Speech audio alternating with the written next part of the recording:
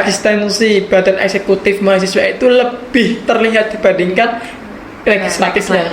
Nah, Karena sifatnya yang berbeda tidak bisa kita samakan.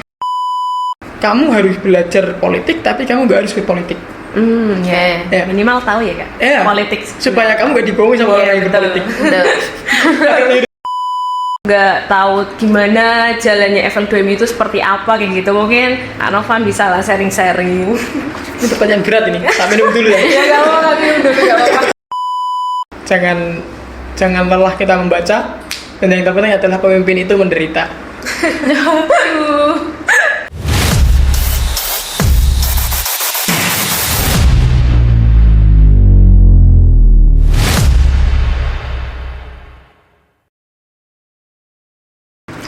Assalamualaikum warahmatullahi wabarakatuh.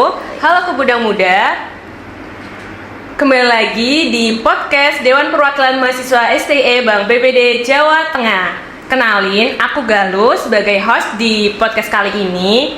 Pada podcast kali ini, kami mengusung tema yang sangat menarik, yaitu kelegislatifan di lingkup mahasiswa. Nah, kami dengan tema itu, kami juga mengundang bintang tamu yang sangat spesial nih teman-teman. Nah, dari teman-teman di sini pasti pada penasaran kan siapa sih bintang tamu kita kali ini? Oke, langsung saja kita kenalin bintang tamu kita. Di sini ada Kak Novan dan Kak Sela. Mungkin dari Kak Novan dan Kak Sela bisa memperkenalkan diri dan menyapa teman-teman di kamera. Baik, terima kasih. Halo saudara-saudaraku, teman-temanku sebangsa dan senegara. Sama ya, bangsa dan negara sama. Ya, perkenalkan nama saya Novan Ramadan. Saya mahasiswa dari Universitas PGRI Semarang dan alhamdulillah tanggal 8 Juni kemarin diamanai sebagai koordinator daerah FL2MI. Nah, nanti FL2MI kita bahas secara mendalam. Begitu ya, Kak ya? Betul. Ya. Kita bahas secara mendalam mengenai FL2MI. Saya sendiri mahasiswa daripada program studi ilmu hukum. Seperti itu. Pas ya Kak, berarti ya? Insya Allah. Hukum. Satu linear ini. Iya, satu linear. Ya, mungkin Kak Sela bisa memperkenalkan diri. Oke, halo Kebudang Muda, perkenalkan saya Sheila Zahra. Alhamdulillah di periode kali ini di Dewan Perwakilan Mahasiswa saya diamanai sebagai Ketua Umum bersama rekan-rekan mahasiswa yang lain juga menjadi anggota saya ya, yang termasuk di dalam kepengurusan. Seperti itu mungkin. Oke teman-teman, jadi mereka ini bintang tamu kita pada podcast kali ini. Nah, pada podcast kali ini kita kan mengusung tema tentang kelegislatifan ya. Nah, pasti dari teman-teman pasti udah pada penasaran kita bakal membahas apa sih, kita bakal ngobrolin apa aja. Mungkin kita langsung ngobrol aja kali ya. Nah, di sini aku bakal ngobrol dulu nih sama Kak Novan yang selaku bintang tamu kita, ya. Dari FL2. Iya, sebelumnya aku ngucapin selamat ya kepada Kak Novan. Terima kasih. Sudah terpilih menjadi koordinator daerah di FL2MI Semarang Raya, dan selamat datang juga di podcast Dewan Perwakilan Mahasiswa STE Bank BPD Jateng. Terima kasih. Gimana nih Kak Novan kabarnya? Alhamdulillah ya, kabarnya sedikit. Ya, kalau soal pertanyaan apa kabar itu sebenarnya pertanyaan yang klise. Iya. Karena simple, dijawab simple tapi mendalam. Mendalam ya. Gitu. Gimana ya? Maksudnya gini. Maksudnya kalau pertanyaan apa kabar itu kan kita biasanya baik-baik saja. Iya. Tapi yang di dalamnya Gak tahu ya Kak? iya, secara nggak sadar saya bohong dong. Iya. Kalau saya bilangnya baik-baik saja, Iya. tapi rasanya sedang Nggak ada baik-baik perasaan. aja. Ya, begitu ya. Kita tetap mensyukuri saja apa yang diberikan sama Tuhan, gitu aja. Nah, iya. Kalau Kak Sela gimana nih Kak Sela kabarnya? Ya, seperti yang teman-teman tahu lah ya, di video ini ya sama lah. Kurang lebih sama kayak Kak Novan. Kalau dilihat ya baik-baik aja, tapi di baliknya itu kan pasti kita Nggak tahu ada entah ada pressure sendiri atau ada kesibukan lain, entah yang di organisasi, kuliahnya kayak gimana, rumah itu kan pasti juga ada pressure sendiri di belakangnya ya. Ya mungkin buat saat ini sih kalau ditanya kabar ya insya Allah baik, tapi ya tetap menyesuaikan kesibukan di baliknya seperti itu aja.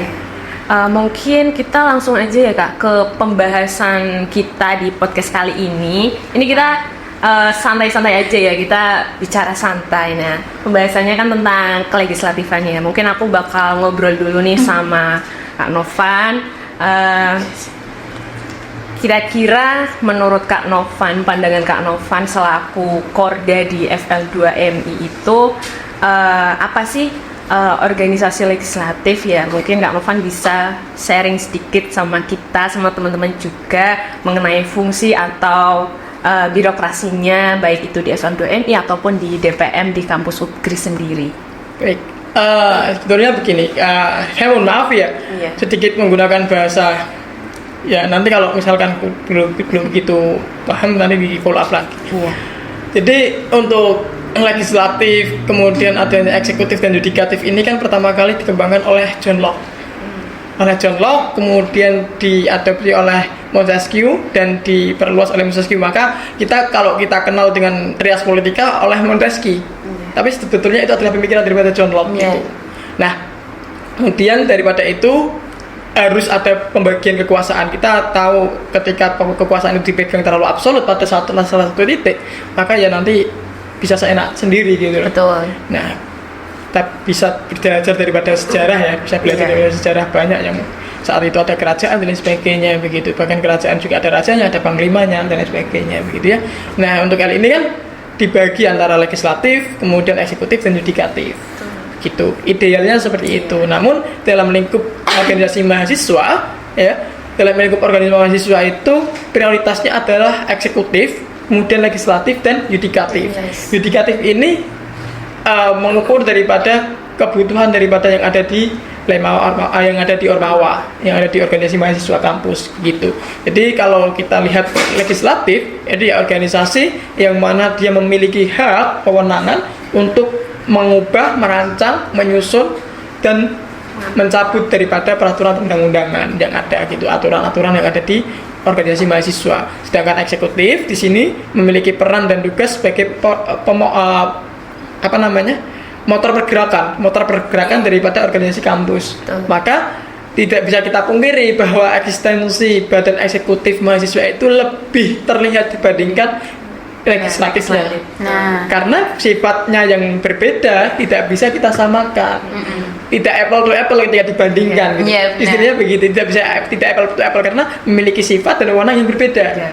Yang mana sifatnya eksekutif ini motor pergerakan, yang namanya motor jalan. iya jelas. Betul nggak? Yang namanya kita sebagai badan legislatif ya sebagai memiliki fungsi advokasi, memiliki fungsi legislasi, controlling dan juga budgeting begitu kan. Kemudian sifatnya adalah controlling itu, pengawasan terhadap apa-apa yang dilakukan, apa-apa yang dibuat dan disusun melalui peraturan undang-undangan itu. Begitu, kurang lebih seperti itulah mengenai legislatif. Ya mungkin aku nanggepin aja ya, kan kalau dibandingkan sama badan eksekutif nih, badan legislatif itu kan nggak apple to apple. Makanya kan banyak entah mahasiswa atau masyarakat itu bilang legislatif itu ngapain sih, nggak kelihatan ngapa-ngapain gitu. Bahkan di kebanyakan kampus yang aku tahu nih, mahasiswa umum tuh sering tuh ngomong kayak gitu. Yang kelihatan itu cuma BEM. Nah kayak gitu tuh. Nah itu mungkin gimana sih Kak, menurut pendapat Kak Novan itu fair gak sih kalau dikatain kayak gitu? Menurut saya begini, jadi kita nggak bisa bendung apa yang orang lain katakan ya. Sepakat nggak? Kita nggak bisa bendung apa yang orang lain katakan, kemudian justifikasi orang lain terhadap diri kita bahkan gitu kan, ataupun organisasi, kita nggak bisa bendung itu. Tetapi dengan rekayasa sedemikian mungkin kita bisa berperan dalam itu. Contoh misalnya begini, DPM ini kan memiliki fungsi pengawasan, betul ya? Betul. Setiap komisi itu kan memiliki mitra kerja, betul nggak? Mitra kerjanya katakanlah mitra kerjanya itu ke badan eksekutif, betul ya? Kayak misalkan kemarin kita lihat ada banyak tuh kementerian-kementerian dikumpulkan di dalam DPR, yang kemarin Kominfo dan sebagainya itu. Kalau kita lihat ke negara, lah dia kan punya punya kewenangan untuk rapat kerja bersama dengan DPR gitu kan, dengan lembaga legislatif gitu. Artinya kita bisa merekomendasikan beberapa hal program kerja, beberapa hal, dan kita bisa menjadi pengawas di situ terhadap apa yang dilakukan badan eksekutif mahasiswa. Gitu. Ya kalau istilah kerennya kan laki-laki yang ada perempuan yang hebat di balik laki-laki yang hebat kan begitu. Artinya kan Iya nggak sih? Sebenarnya ya badan eksekutif maju apapun ya mesti ada badan legislatif yang Iya, baik di situ, mendukung, iya. gitu, yang mendukung, yang mensupport, yang mengawasi dan sebagainya begitu. Jadi tidak perlu badan legislatif itu memaksakan diri untuk terlihat. Iya, betul. Kodrat hukum alamnya seperti itu. Iya, memang. Kalau kita lawan ya kita bukan hukum alam nanti. Saya- Begitu ya istilahnya. Karena emang tugas dan fungsinya itu berbeda ya Kak. Betul. Jadi ya Iya. punya tugas dan wewenang masing-masing Betul. gitu. Nah, yang perlu kita sadari kan bahwa orientasi daripada DPM itu adalah mahasiswa umum. Yes. Jadi kita bersuara ya mewakili suara mahasiswa umum. Kita merekomendasikan kepada program kerja BEM ataupun lembaga eksekutif mahasiswa begitu ya berdasarkan daripada apa yang dirasakan oleh mahasiswa Mahasiswa umum. butuhnya apa kayak gitu ya kan. Maka yang dilakukan oleh DPM itu ya serapan aspirasi, advokasi, begitulah. Nyalurkan, ya kan? Itu Suara. memberikan wadah, memberikan fasilitas terhadap mahasiswa umum. Begitu kurang lebih seperti itu. Ya, kira-kira selama Kak Novan terjun di FL2MI dan pastinya kan sebelum itu kan juga bergabung di DPM UGRIS ya Kak. Betul. Itu kira-kira ngerasa ada bedanya nggak sih Kak, perbedaan yang dirasakan Kak Novan sendiri selama menjabat di FM2MI, terus selama di DPM UGRIS itu kira-kira apa sih Kak? Oh, jadi saya sebenarnya itu di FL2MI dari tahun kemarin. Oh iya. Dari tahun kemarin bersama dengan Tum Hajir. Kebetulan saat itu saya ditanggung jawabi soal legislatif. Soal komisi legislatif ditanggung jawabi di situ. Diberi tanggung jawab di situ. Kemudian saya kebetulan juga di DPM UGRIS itu komisinya 4 yang fungsinya mana sebagai badan legislatif juga gitu loh. Jadi tidak jauh bersinggungannya. Bersinggungannya sama nih. Sama. Bertarungnya di legislatif Iya, legislatif. Ada nih program undang dan sebagainya Nah, begitu. legislatif. Tapi kan yang saya pegang pertama itu ketika terjun di legislatif itu fungsi hukum, kemudian unsur-unsur hukum dan sebagainya itu saya pegang semuanya. Jadi fungsi hukum itu kan ada 2. Yang pertama itu sebagai social control dan yang selanjutnya adalah sebagai social engineering. Social control ini adalah sifat hukum ya. Social control ini adalah ketika ada hukum masyarakat adat masyarakat Oh iya, ada. masyarakat adat gitu, kulturnya udah bagus nih. Iya kan? Iya. Ini masyarakat bagus, kemudian sudah ada norma hukum yang ada di situ, sudah berkembang di dalam masyarakat, sehingga perlu untuk merawat norma hukum tersebut. Maka dibentuklah sebuah peraturan. Iya. Yang kedua ini rekayasa sosial ini contoh misalnya begini, tahun 2018 nggak ada kebijakan wajib menggunakan masker. Betul ya? Iya betul. Tapi tahun 2021, 19, 20, 21 itu masih menggunakan masker. Iya. Karena apa ya? Terpaksa dengan peraturan. Iya. Karena peraturan sifatnya mengikat. Nah, Iya, melalui betul. itulah sehingga masyarakat itu sifatnya mengikat, kita nggak pernah membaca undang-undang peraturan lalu lintas. Tapi ketika kita melanggar ya udah ditilang. Kena. Iya. Betul. Artinya kan sifatnya melaksana. Iya. Ini dua fungsi hukum di situ. Jadi kita bisa membuat peraturan yang unik, peraturan apa? Sebenarnya kita bisa apa aja gitu loh. Cuman ya tergantung kembali lagi kepada norma dasar. Kemudian juga unsur hukum yang perlu kita ngerti itu ada 3: keadilan, kepastian dan kebermanfaatan hukum. Itu ketika kita membuat produk-produk hukum begitu, baik di baik di lingkup mahasiswa maupun nanti ketika terjun di pemerintahan, itu harus sangat penting sekali itu soal unsur-unsur hukumnya. Nah, di situ kalau ditanya soal perbedaannya yang ada di FL2MI dan DPM, itu kan di FL2MI ini kita sifatnya adalah perserikatan daripada mahasiswa-mahasiswa. Iya.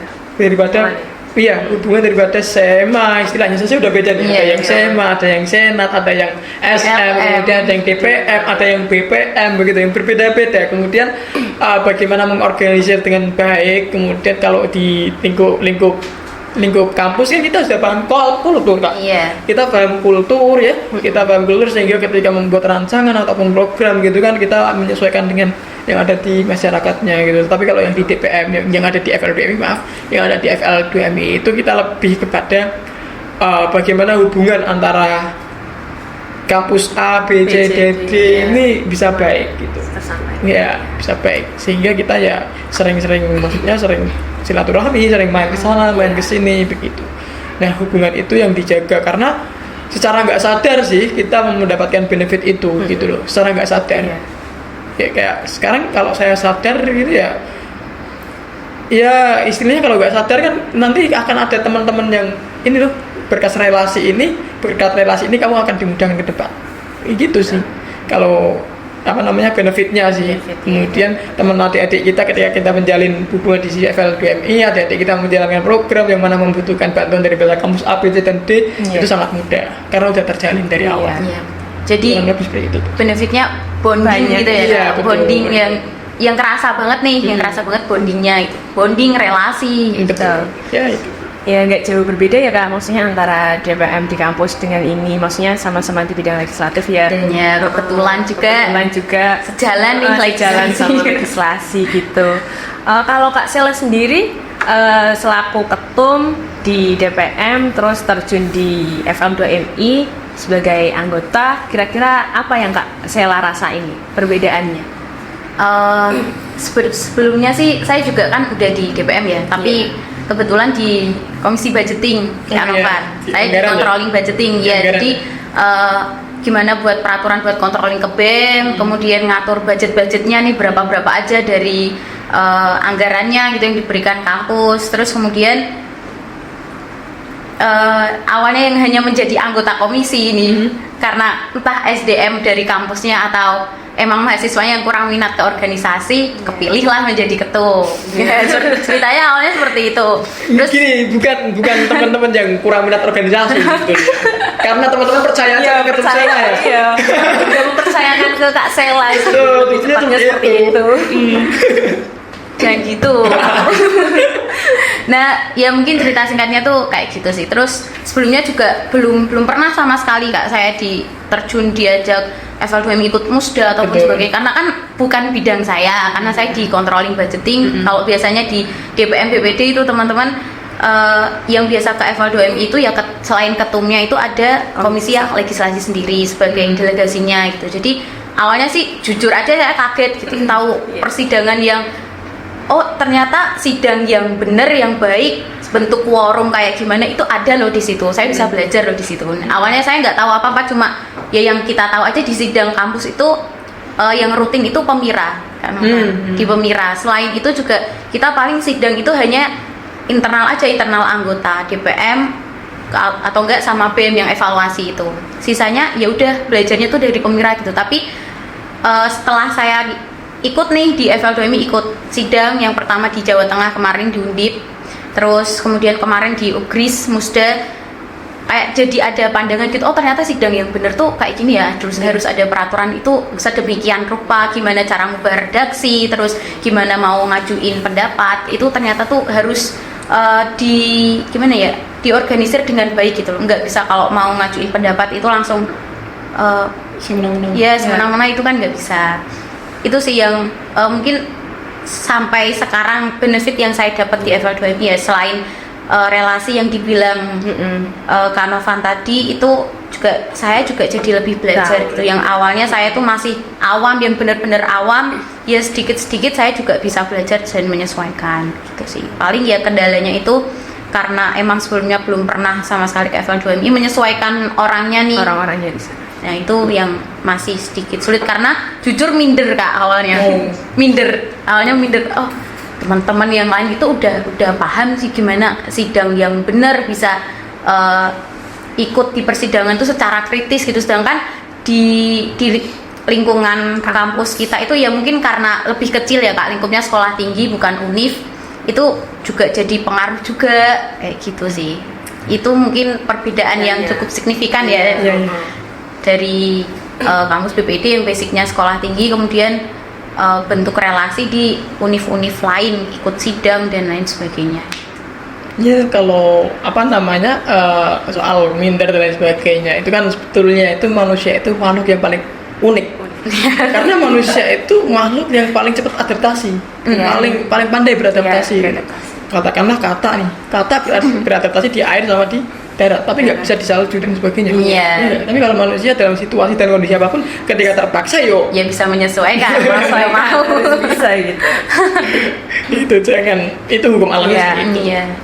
cukup banyak juga ya, maksudnya benefit yang didapat dari FM2MI ya, tentang relasi, tentang pengetahuan juga. Kira-kira kesannya Kak Novan di FM2MI sendiri itu gimana Kak? Setelah terjun di DPM kampus, terus ikut di FM2MI, kesannya itu seperti apa? Kesan saya di FLDMI ya unik, karena gimana ya, kita datang dari yang berbeda-beda nih, bahkan tidak hanya kampus yang berbeda-beda, golongan berbeda-beda, kemudian latar belakang dia berbeda-beda ya, masing-masing ini kan teman-teman ini kan datang daripada teman-teman yang berpolitik di kampusnya. Iya, betul Ya Betul. teman-teman yang berpolitik di kampusnya, jadi kita ya paham lah dengan orang-orang yang berpolitik itu. Sebab kalau prinsip saya itu dari waktu MTS itu, waktu SMP ya, itu prinsipnya adalah gini, kamu harus belajar politik tapi kamu nggak harus berpolitik. Ya. Minimal tahu ya Kak, politik supaya kamu nggak dibohongi sama orang yang berpolitik. Nggak apa. Ya itu motivasinya cuma supaya kamu nggak dibohongi sama orang yang berpolitik. Nah maka belajar untuk memahami orang-orang yang berpolitik, kemudian memahami situasi dan kondisi adaptasi teman-teman yang berpolitik itu sangatlah istilahnya udah ada pelajarannya nih. Jadi saya tahu dari teman-teman yang berlatar belakang yang berbeda, memiliki kepentingan dan lain sebagainya yang berbeda. Di situ ya bagaimana caranya saya bisa mengorganisir nih teman-teman yang masing-masing punya kepentingan, punya kemauan dan lain sebagainya di situ. Sehingga ya ini yang menjadikan pembelajaran baru bagi saya. Sama saya juga Kak, jadi belajar nih. Jadi tahu ya Kak. Nah, yang menjadi heran itu ketika gini, kok ada ya teman-teman yang denial terhadap organisasi. Ya. Gitu. Memang kalau bilang organisasi kampus saat ini kita perlu nggak dan sebagainya gitu kan? Iya. Banyak sekali pertanyaan itu muncul di sosial media dan lain sebagainya begitu. Menurut saya sepanjang organisasi ini mengedepankan daripada pembelajaran, kemudian leadership ya, kepemimpinan dan lain sebagainya begitu, yang sifatnya positif, buat nanti rencana dia ke depan. Karena kita nggak hanya belajar secara akademik, tapi ada soft skillnya yang di situ gitu kan. Kalau nggak dari organisasi dari mana gitu. Ya itulah keheranan saya terhadap teman-teman gitu. Tapi ya itu pilihan mereka masing-masing sih, karena itu adalah pilihan itu. Yang terpenting harus siap dengan konsekuensinya masing-masing. Toh memilih organisasi juga gak mudah. Iya. Ngorbanin waktu, pemikiran, tenaga, perasaan juga. Ngorbanin banyak ya Kak, kalau ngorbanin di organisasi. Tapi ya di balik itu juga benefitnya itu nggak main-main sih. Maksudnya ya tetap berimpact juga gitu loh. Kalau misal di interview pun nih, ya kan beberapa temanku tuh ada yang kerja Kak. Di interview itu juga yang ditanya itu bukan kamu di kampus itu belajar apa aja, enggak, tapi kamu punya pengalaman apa aja di kampus. Nah kayak gitu pertanyaannya. Jadi buat teman-teman nih ya yang nonton, yang sampai saat ini belum tertarik organisasi, dicobalah walaupun kepanitiaan atau apa sih, kayaknya adalah niat untuk mencoba. Jangan takut buat mencoba hal baru gitu. Kan biasanya kayak gitu kan, takut gitu.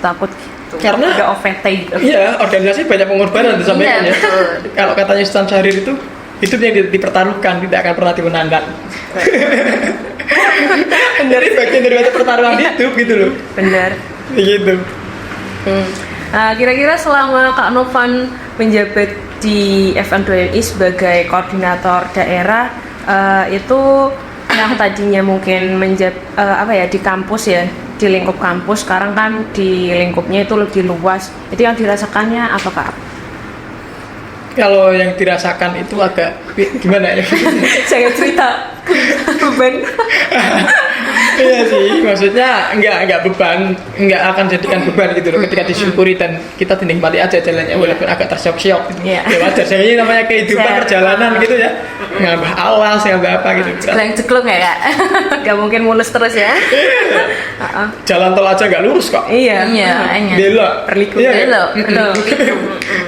Karena ngantuk nanti kalau lurus terus kita senang di atas dan lain sebagainya, jalannya enak, terus nanti kita lalai gitu, takutnya gitu. Kayak orang yang naik dari bawah ke bupati, kemudian gubernur, kemudian sampai presiden, nanti takutnya lalai. Kalau terlalu nanti diperpanjang dan sebagainya gitu ya. Maaf ya. Enggak, kita sebut namanya tenang aja. Jadi pinggir jurang tapi agak melipir dikit. Kayak katanya walaupun mau 3 periode ya, alhamdulillahnya gagal gitu. Maksudnya.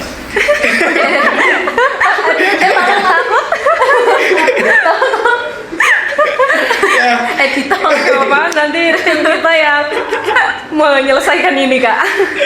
oke, saya lanjutkan ya. Jadi rasanya itu kalau yang tadi kalau yang di lingkup kampus itu kan kita belajar kultur. Iya, benar. Kemudian kalau yang di mana di FL2M ini kesana berbeda, kemudian kulturnya berbeda. Apalagi kemarin saya bermain di Blora gitu ya. Itu ada pengalaman baru di Blora. Ternyata di Blora itu seperti ini dan sebagainya. Kemudian besok ke Rembang, pengalaman apa baru lagi nih di Rembang nih. Kemudian di BPD dan sebagainya. Itu menurut saya ini sebenarnya hal yang asik dan yang disyukuri gitu. Karena ini bukan suatu beban, tapi ini privilege kamu untuk mengerti dan memahami bahkan perbedaan antara kota Semarang dan di Blora pun berbeda Pak. Iya. Iya. Ya enggak, berbeda gitu. Kalau saya kemarin di Blora itu belum acara itu malamnya ketemu sama teman-teman yang ada di Blora, kita belajar di sana masalah sejarah Blora itu seperti ini, terutama soal karena saya itu sebelumnya itu dikasih tahu sama teman, coba kamu cari informasi soal Samin Suro Sentiko gitu, kaum Samin dan sebagainya gitu kan. Walaupun orang-orang melihat banyak nih orang-orang yang stigmanya terhadap Samin itu buruk, tapi menurut saya bagus Samin itu karena dia melakukan suatu hal yang bisa dilakukan saja, tidak muluk-muluk keinginannya gitu. Nah itu kemarin saya belajar soal Samin, cari tahu soal Samin dan sebagainya gitu. Ya semoga saja nanti penelitian ke Samin lancar. Pengennya Konteksnya di Samin. Pengennya ke sana, pengennya pelatihan ke sana, tapi ya Semoga nanti lancar. tergantung situasi dan kondisi. Iya. Ya cukup berkesan ya kak. Maksudnya dari lingkup yang mungkin hanya lingkup mahasiswa sekarang udah semerang ke FL2MI yang lingkupnya lebih luas dan itu Merambah ke masyarakat juga. Bikin membuat Kak Novan ini jadi lebih tahu dari Experience-nya kerasa nih. lebih kerasa gitu. Kerasa experience-nya. Pengalamannya juga pasti Iya. lebih banyak lagi sih. Ya pasti nggak dipungkiri ya kak, tetap mesti kan rasa berat itu kan ada, tapi gimana kita jalannya tuh yang enjoy gitu lah ya kak Novannya ya. Karena juga benefitnya ya Iya, benefitnya pokoknya kita sendiri yang iya punya. balik lagi ke kita sendiri kalau ya itu guys. Ngomong-ngomong soal FL2MI, kira-kira buat menjalankan tugas dan fungsi legislatifnya sendiri itu seperti apa sih kak? Anakku kan ya Cuma di kampus cuma di nih. kampus jadi nggak tahu gimana jalannya FL2MI itu seperti apa kayak gitu. Mungkin Kak Novan bisa lah sharing-sharing. Ini pertanyaan berat ini, tak minum dulu ya. Ya nggak apa-apa, minum dulu nggak apa-apa.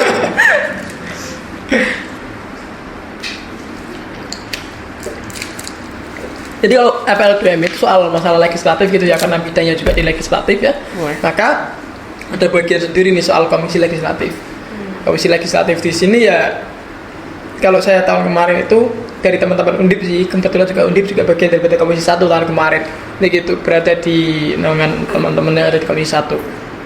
Nah itu merumuskan untuk membuat produk pedoman training legislatif untuk wilayah, untuk daerah Semarang Raya. Kemudian saat itu kan ada terobosan juga itu, ada terobosan daripada teman-teman daerah Semarang Raya ini menyelenggarakan Muslukwil. Nah Muslukwil terpilihlah nih siapa namanya, Saudara Noval Aziz menjadi ketua koordinator wilayah, menjadi koordinator wilayah di Jawa Tengah, sehingga program kerja yang ada ini ya, yang kiranya bisa diadopsi dan bisa dinaikkan gitu, maka dinaikkan di wilayah, sehingga program kerja penyusunan ini kita serahkan kepada pihak wilayah yang mana ketuanya Noval Aziz. Nah tapi kemarin saya ketemu sama Tom Aziz, kita kerjasama antara dengan produk tersebut, itu kan bagian daripada legislasi. Begitu soal legislatif, bagaimana kita mau koordinir teman-teman memberikan pembelajaran terhadap legislatif utamanya gitu ya, karena kita nggak bisa lari daripada legislatif. Berkecimpungnya di situ, kodratnya di situ, Kodratnya di situ. hakikatnya legislatif ya di legislatif gitu loh. Ya agak jauh beda ya Kak Sela sama di kampus ya. Terus tadi ngomong-ngomong soal legislatif juga menciptakan produk hukum. Iya. Kira-kira itu produk hukumnya itu ditujukan untuk siapa aja sih Kak? Untuk anggota FM2M sendiri atau untuk organisasi-organisasi legislatif yang se-Semarang ini atau untuk siapa aja? Kalau yang FL2MI itu ya, kalau yang FL2MI itu kayak misalnya nih, kalau kita sidang itu isinya produk hukum semua itu, yang kita buat itu isinya produk hukum gitu kan. Ya di situ ada objeknya, itu objek, kalau kita nyebutnya objek, karena yang dikenai peraturan itu adalah objek, ya manusianya. Tapi objek yang untuk FL2MI ini terhadap kampus-kampus utamanya gitu, dan nanti terhadap mahasiswanya ya dari peraturan kampus. Oh iya. Begitu. Jadi objeknya peraturan ini adalah kampus-kampus yang mengikuti daripada forum FL2MI. Begitu yang ngatur soal itu.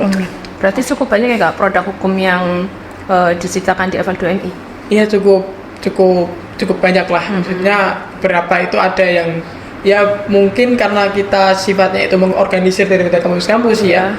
Yang terpenting itu kita bisa menjembatani nih antara kebutuhan kampus A, kampus B ini bisa terpenuhi. Kemudian apakah ini kampus A ada, kampus B ada, oke, ada nih produk hukumnya di kampus A ada, di kampus B nggak ada, oke, kita sharing.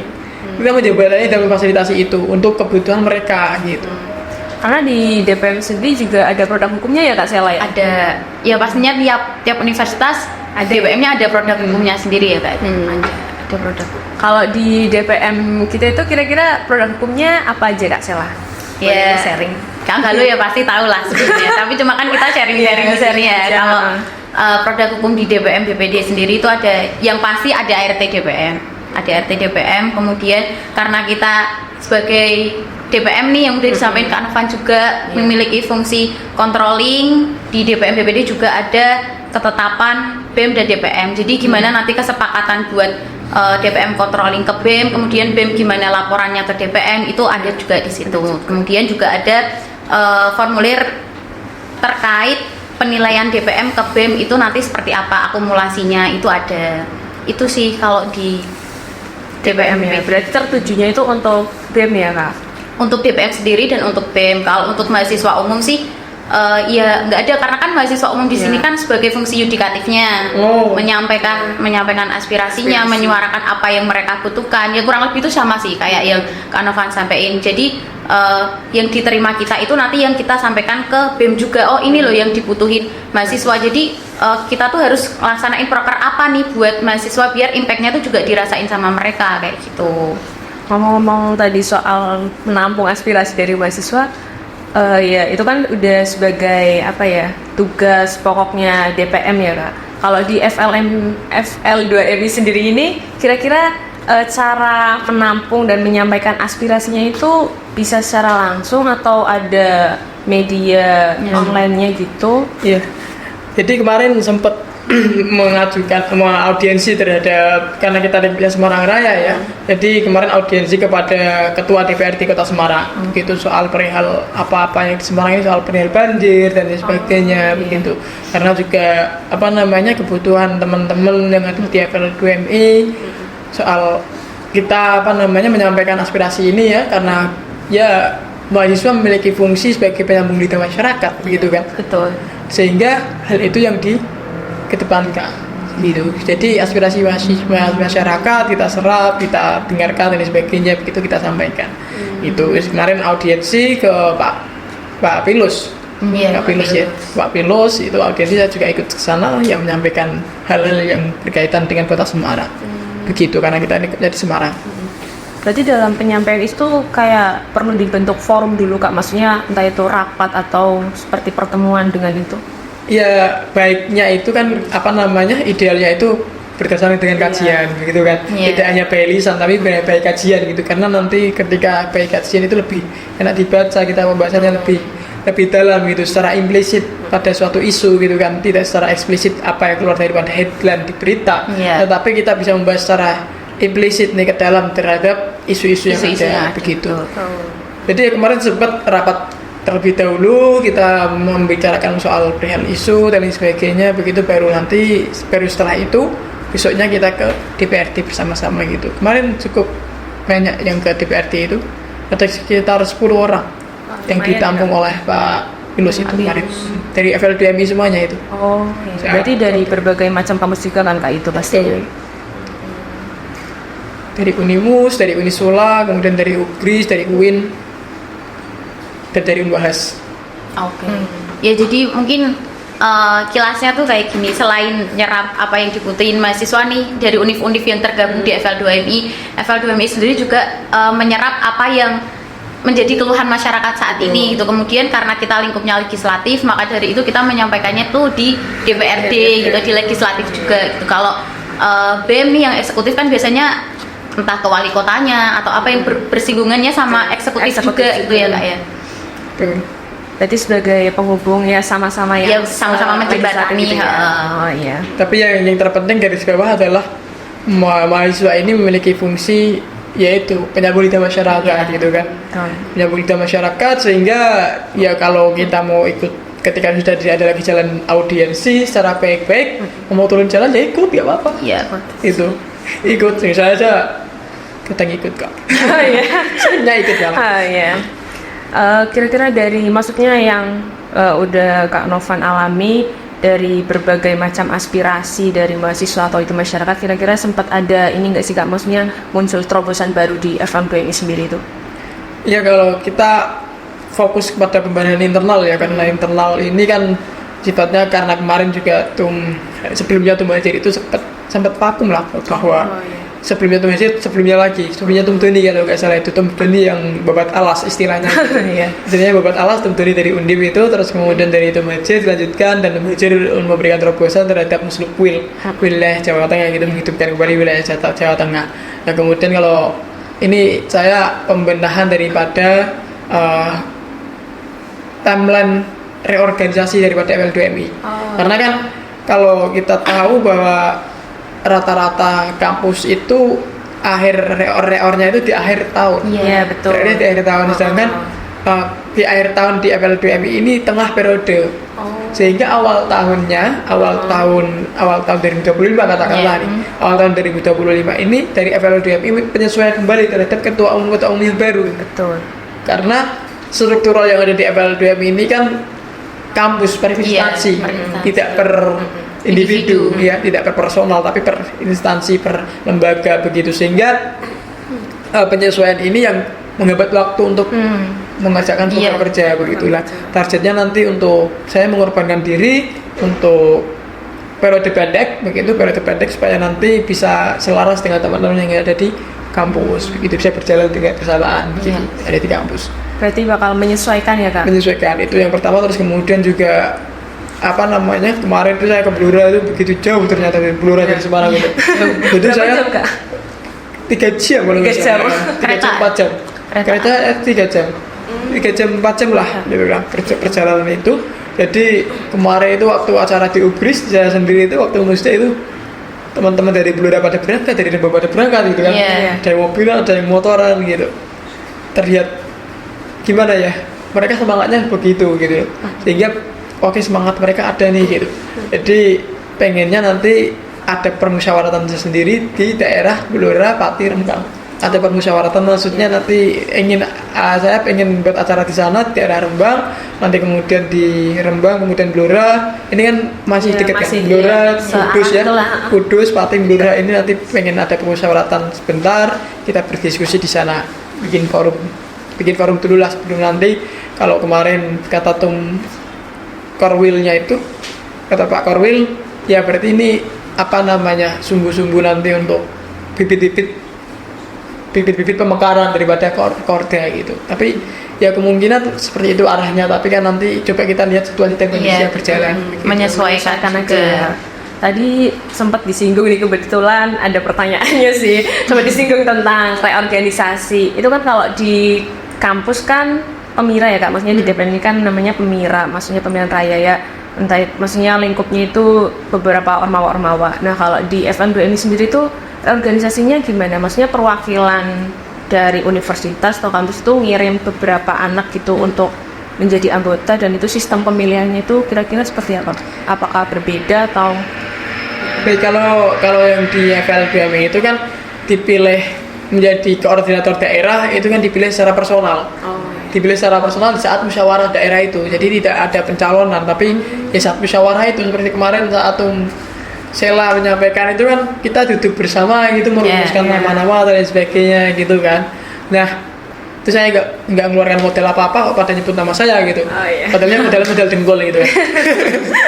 Itu aja dengkulnya apa gitu ya tak modalkan. Ya mungkin karena sejalan itu tadi ya.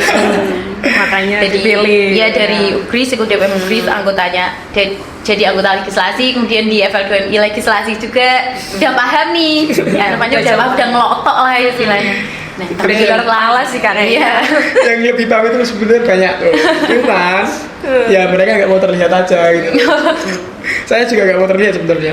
Nah, tadi soal reorg ya. Soal reorg itu kalau struktur yang ada di FL2MI itu kan per instansi. Oh iya. Ya kecuali ketua koordinator, kemudian koordinator daerah, kemudian sekretaris daerah sama sekum. Ini posisinya adalah per personal.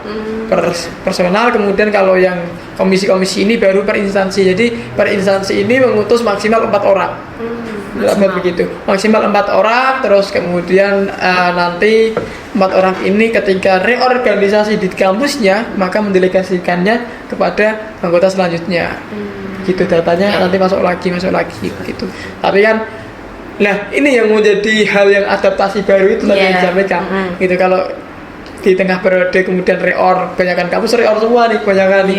Sehingga ketika memulai rapat di bulan Januari Februari itu yang mengikuti rapat adalah ketum-ketum baru. Iya betul. Nah di situ yang menjadi ganjalan. Kemudian nanti selanjutnya sih ketika saya nanti mengorbankan diri untuk periode pendek, maka nanti untuk Februari Januari ini dimohon teman-teman yang pengurus lama di kampusnya itu bisa mengikuti musyawarah daerah dan mendampingi adik-adiknya dan mengenalkan itu, jadi pengenalannya FLBM lebih cepat begitu. Berarti ini nanti ada periode pendek Kak? Ini nanti saya mengorbankan diri menjadi periode pendek. Di periode ini ya Kak? Baru mau memulai itu di periode ini? Jadi nanti periode depannya dimulai di bulan Januari Februari lah, kemudian nanti selesainya di bulan Januari Februari gitu. Kira-kira kalau di FL2MI itu maksudnya yang udah jadi anggota ada yang ini nggak sih Kak? Maksudnya pasif kayak awal-awalan semangat tapi nanti pas udah akhir-akhir periode sempat gak ikut rapat-rapatnya mungkin, atau itu ada nggak sih anggota yang seperti itu Kak? Semoga nggak ada ya. Makanya sejauh ini Semoga nggak ada. Maksudnya kemarin juga saya melihat database yang ada di dalam database untuk kemarin Musda itu ada beberapa universitas begitu yang ini komunikasinya ada nggak dan sebagainya. Saya tanyakan kepada Pak Korda, saat itu jawabannya Pak Korda ya coba itu nanti coret aja udah nggak aktif, nggak ada yang bisa dihubungi, juga nggak mengikuti kegiatan begitu. Sedangkan kampus-kampus kayak Unika, kemudian Al-Kamal Rembang begitu. Dan ini kemarin ke Blora itu ada Universitas Al Muhammad Sepuh. baru Kak itu? Mas baru mau join ini? Iya, dia baru mau join. Sebetulnya dia itu sudah tergabung di Solo Raya. Oh, malah Solo Raya. Solo Raya, iya. Sedangkan Solo Raya per hari ini tuh saya tanyakan kepada Pak Korwil itu pasif, gitu.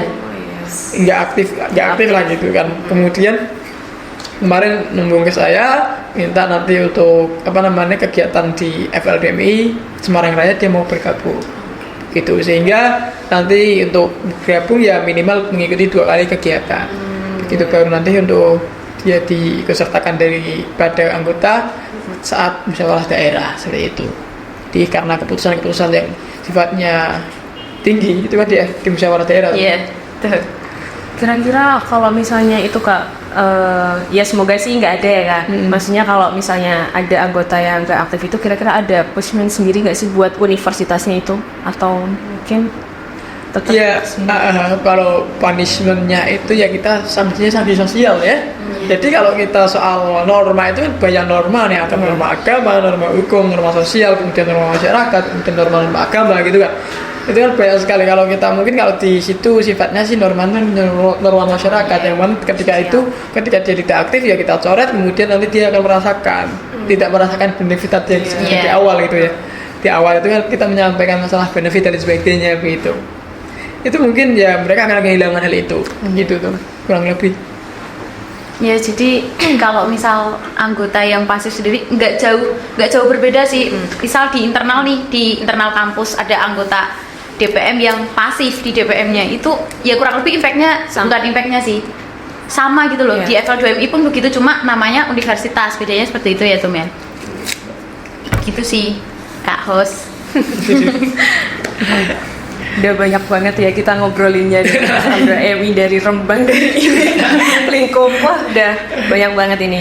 Ya ini sesuai dengan Bang Jateng. Iya. Sesuai dengan BPD Jateng, Yes. Jateng. Ya kita bicara masalah Jawa Tengah. Iya, Jawa Tengah. Rembang Lingkupnya Blora. ya, lingkup Jawa Tengah ya Kak. Kemarin juga sebelum Musda itu ada teman-teman dari Pekalongan itu main ke sini. Main ke Ugris. Ugris itu. Ya main ke Ugris. Itu ada kemarin. Gitu. Kira-kira Kak Novan ada harapan nggak Kak buat para legislator muda, calon legislator muda, dan mungkin ini buat calon nanti anggota baru FL2MI, itu kira-kira harapan Kak Novan itu apa ke depannya? Kalau harapan soal legislator muda, kita bicara lingkup legislator muda calon nanti ke Iya. depan, yang duduk di kursi-kursi sana atau di sini saja nih? Yang duduk di kursi-kursi sana. Ya yang terpenting ya jangan lupa kamu datang dari siapa gitu loh. Maksudnya setiap kita adalah masyarakat. Pun sama orang-orang yang sekarang duduk di kursi sana juga pun mereka akan ngomong aku juga masyarakat karena aku bagian dari masyarakat. Yeah. Nggak salah. Maksudnya berangkat dari masyarakat secara hakikat dan secara secara masyarakat lah, itulah normalnya masyarakat. Secara logika juga kita daripada masyarakat gitu. Tapi kemudian begini, kalau teman-teman legislatif itu banyak-banyaklah membaca tidak saya diskreditkan baca buku ya, tetapi media sosial masyarakat, karena hal itu menjadi bagian dasar pembentukan sebuah peraturan gitu. Karena ketika kita melihat efektivitas daripada suatu peraturan, maka ada 3 hal nih yang harus kita lihat gitu. Efektivitasnya ada kultur, kemudian struktur, dan substansi hukumnya gitu. Ada substansi hukumnya ini adalah peraturannya, kulturnya ini masyarakatnya, struktur ini adalah yang menjalankan daripada peraturan. Sehingga kultur ini tidak bisa lepas. Kalau kita nggak membaca masyarakat, sosial masyarakat, ya kita nggak akan bisa merumuskan suatu peraturan yang mana peraturan itu bisa mengakibatkan daripada kepastian, kebermanfaatan, dan keadilan lagi itu. Seperti itu tuh. Jadi ya istilahnya di sini kita belajar legislatif ini ya jangan sampai kita sendiri tidak mau membaca. Banyak-banyak membaca ya Kak. Betul, termasuk baca lingkungan. Ya, yang terpenting jangan membaca kesalahan orang lah. Itu sih Kak. Itu yang tak kecualikan di situ. Jangan membaca kesalahan orang. Kalaupun mau membaca kesalahan orang silahkan, nggak apa-apa. Yang penting buat pelajaran. Iya betul, buat pelajaran diri sendiri sih. Betul. Jangan meniru tapi Iya. tidak melakukan dijadikan hal itu. pengalaman ya. Gitu. Kalau buat Kak Sela sendiri, kira-kira ada kesan atau pesan buat nanti para calon legislator muda? Ini berarti lingkupnya di tingkat kampus gitu. Iya, kita Mahasiswa. ya kita bicaranya ini di lingkup kampus sih. Iya, kamu saya aja yang menjurang. Ya mungkin kayak yang di awal tadi disampaikan, terkesan badan legislasi di kampus itu nggak apple to apple sama badan eksekutif. Tapi di balik itu semua bukan berarti badan legislatif itu nggak ngapa-ngapain teman-teman. Kita tetap ada di belakang teman-teman eksekutor, kita ada di belakang, di depan, di samping mendampingi teman-teman mahasiswa yang lain untuk menyerap aspirasinya, menyampaikan, menyalurkan, dan dikembalikan lagi jawabannya seperti apa ke mahasiswa. Jadi mungkin sedikit statement dari saya itu, kalau misal ada statement badan legislasi itu terlihat nggak ngapa-ngapain, itu sebenarnya nggak teman-teman. Tapi dari terlihat nggak ngapa-ngapain itu kita bisa belajar di dalamnya, banyak yang bisa dikulik di badan legislasi, terutama badan legislasi mahasiswa. Bahkan nggak hanya badan eksekutif nih yang punya lingkup di luar sana, misal BEM Sera gitu ya Kak. Ya, Kita betul. juga ada FL2MI Sera di tingkat Jawa Tengah pun juga ada, tingkat wilayah, bahkan di nasional pun juga ada ya Kak Novan ya. Jadi mungkin pesan dari saya buat ikut organisasi entah eksekutif, legislatif itu jangan dipandang sebelah mata aja, karena sebenarnya kita itu ada porsinya masing-masing dan jalannya itu juga sendiri-sendiri kayak gitu. Jadi ya buat teman-teman yang masih belum mengikuti organisasi terus minat ke legislatif nih, jangan berpikir secara pendek bahwa legislatif itu gak ngapa-ngapain, tapi kita bisa belajar mengulik banyak di situ, mulai dari hukum, sosial, kemudian instansinya dan lain sebagainya, itu kita bisa mengulik dari situ. Itu aja sih. Jadi banyak pelajaran yang bisa diambil ketika kita mengikuti organisasi legislatif. Ya, jadi teman-teman, kita udah bicara banyak ya mengenai legislatif, dari mulai fungsi birokrasi sampai reorganisasi di organisasi tersebut. Dan mungkin sebelum kita menutup, ada closing statement dari Kak Novan sendiri. Closing statement dari saya, ya tadi jangan lelah kita membaca, dan yang terpenting adalah pemimpin itu menderita. Enggak Itu lah, kan real sih.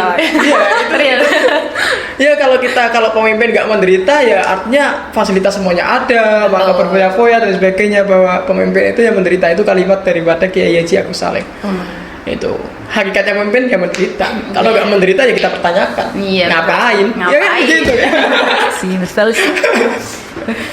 Ya, jadi teman-teman, mungkin buat para pemuda muda yang masih pengen tahu tentang legislatif secara lebih dalam lagi, mungkin nanti teman-teman bisa gabung di acara DPM sendiri ya Kak. Itu ada training legislatif di bulan September nanti gitu. Hadir ya. Insya Allah. Kalau ada rezeki dari Gusti Allah ya berangkat. Oke. Ya, mungkin itu pembahasan kita di podcast kali ini. Sekian dari aku selaku host di podcast kali ini. Mohon maaf bila ada tutur kata yang kurang berkenan. Dan sekian, wassalamualaikum warahmatullahi wabarakatuh. Waalaikumsalam.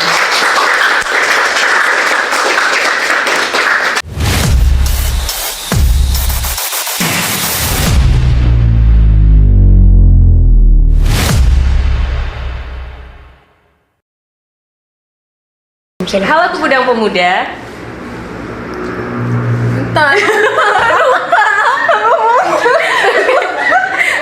Emang dia pemuda-muda? Ya terserah kamu namanya apa. Salah. Gak boleh ketawa. Lanjut. Kakak. Oke, Ayo, Kak. pemuda. Saya paham posisi Anda, jadi tenang aja. Kita grogi. Mas, santai aja ya Mas. Ya, saya tahu pernah jadi kayak gitu, Mbak. Malu. Ayo, cepetan. Ada apa, Bang?